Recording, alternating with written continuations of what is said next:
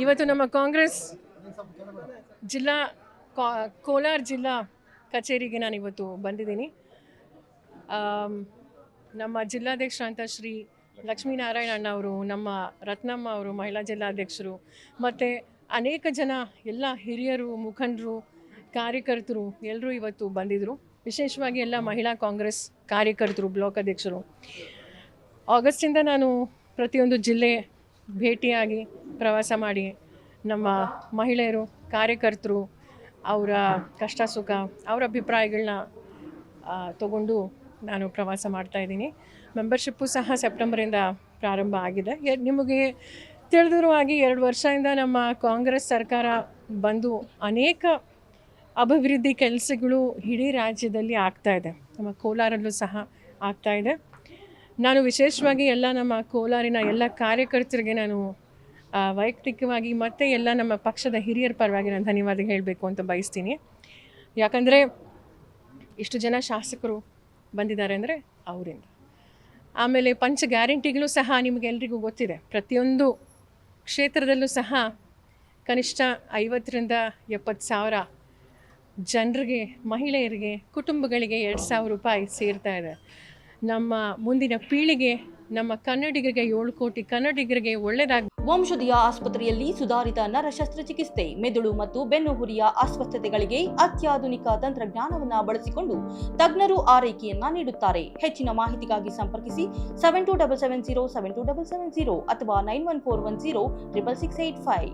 ಬೇಕು, ಸ್ವಾವಲಂಬಿ ಆಗಬೇಕು, ಸ್ವಾಭಿಮಾನದಿಂದ ಬದುಕಬೇಕು ಅಂತ ಈ ಉಚಿತ ಬಸ್ಸು, 2,000 ರೂಪಾಯಿ, ಮತ್ತು ಅನ್ನಭಾಗ್ಯ, ಗೃಹ ಜ್ಯೋತಿ, ಗೃಹಲಕ್ಷ್ಮಿ ಎಲ್ಲ ಈ ಪಂಚ ಗ್ಯಾರಂಟಿಗಳು ಸಹ ರೂಪಿಸ್ಕೊಂಡು ಮಾಡ್ತಾಯಿದ್ದೀವಿ. ಅದೇ ಅಲ್ಲ, ಈಗ ನಾವು ಸಾಮಾಜಿಕ ಜಾಲತಾಣದಲ್ಲಿ ನಾವು ನೋಡ್ತಾ ಇದ್ದೀವಿ ಹೇಗೆ ಮಹಿಳೆಯರು ಸ್ವಂತ ಅವ್ರ ಕಾಲ ಮೇಲೆ ನಿಂತ್ಕೊಂಡು ಹೂಡಿಕೆ ಮಾಡಿ ಸ್ವಂತ ಬಿಸ್ನೆಸ್ ಪ್ರಾರಂಭ ಮಾಡಿದ್ದಾರೆ.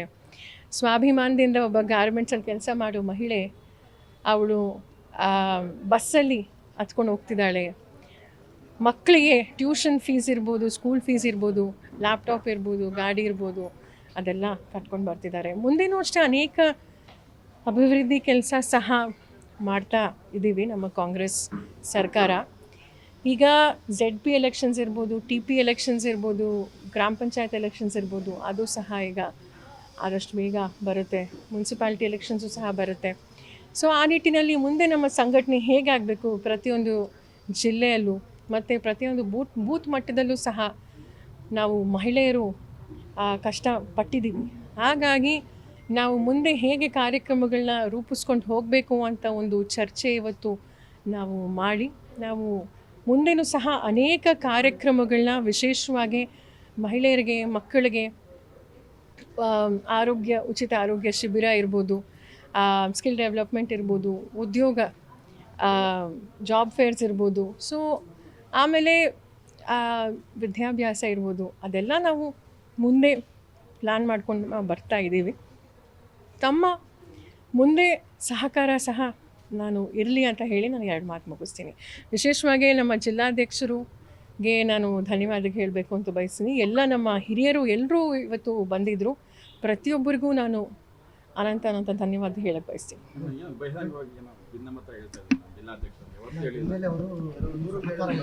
ನೋಡಿ, ಒಂದು ಕುಟುಂಬ ಅಂದರೆ ಇದು ಕಾಂಗ್ರೆಸ್ಸಿನ ಕುಟುಂಬ. ಅದು ಒಂದು ಕುಟುಂಬದಲ್ಲಿ ಯಾವಾಗಲೂ ಅದು ಇದ್ದೇ ಇರುತ್ತೆ. ಸೊ ಅದು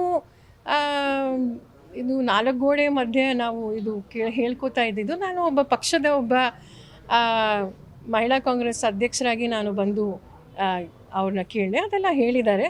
ಸೊ ಅದು ಬಿಟ್ಟು ಬೇರೆ ಏನೂ ಸಮಸ್ಯೆ ಇಲ್ಲ ಸರ್. ಇದು ಎಲ್ಲೆಲ್ಲಿ ಇದು ಅವಶ್ಯಕತೆ ಇದೆಯೋ ಅಲ್ಲಿ ಮಾತ್ರ ಅದು, ಯಾಕಂದರೆ ಇದು ನಮ್ಮ ಆಸ್ಪತ್ರೆಗಳಲ್ಲೇ ನಾವು ಉಚಿತವಾಗಿ ಕೊಡ್ತಾ ಇದ್ದೀವಿ.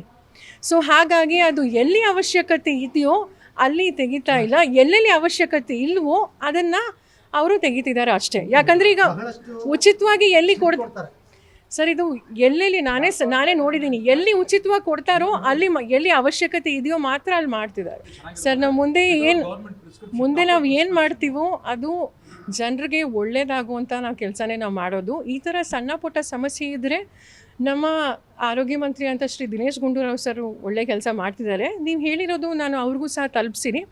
ಬಟ್ ಇದು ಜನರಿಗೆ ಉಚಿತವಾಗಿ ಕೊಡ್ತಾ ಇದ್ದೀವಿ ಮತ್ತು ಕಡಿಮೆ ಕೊಡ್ತಾ ಇದ್ದೀವಿ, ಅದು ಮಾತ್ರ ಇದನ್ನು ಮಾಡಿರೋದು. ನೀವು ಹೇಳಿರೋದು ಸಹ ನಾನು ಅವ್ರಿಗೆ ನಾನು ತಲುಪಿಸೋದು, ಅದು ಕೆಲಸ ನಾನು ಮಾಡ್ತೀನಿ.